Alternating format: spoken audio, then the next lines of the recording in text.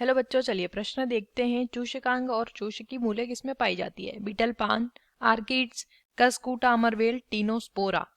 आइए जानते हैं यहाँ पे हमारे प्रश्न की मुख्य अवधारणा। हमारे प्रश्न की मुख्य अवधारणा यहाँ पर संबंधित है, हमें बताना है किस बारे में।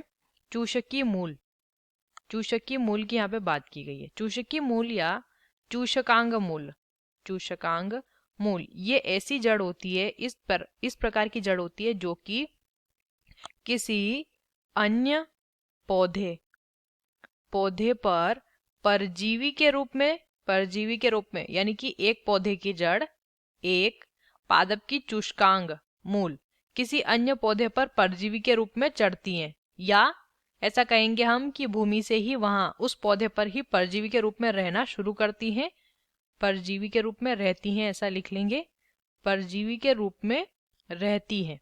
और इस परजीवी रूप में रहने के साथ साथ इस पौधे से, इस अन्य पौधे से पोषण पोषण व जल का क्या करती हैं? चूषण करती रहती हैं लगातार, इसलिए इन्हें चूषकी मूल कहते हैं।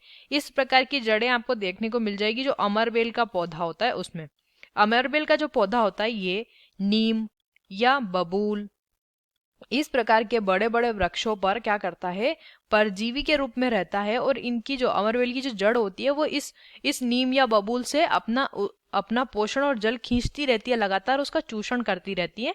तो इस प्रकार के पौधे परजीवी पौधे कहलाती है। और इस प्रकार की जो जड़ें होती है पौधों में उन्हें चूषकांग मूल कहते हैं। तो पहला दिया है बीटल और पान, इनमें चूषकी मूल्य नहीं होती है। आर्किड्स में तो क्या होती है?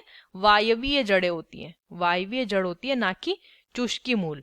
कस्कूटा में ये पाई जाती है, सही है। और टीनोस्पोरा में भी चूषकी मूल्य नहीं होती। तो सही उत्तर कौन सा हो जाता है? विकल्प सी।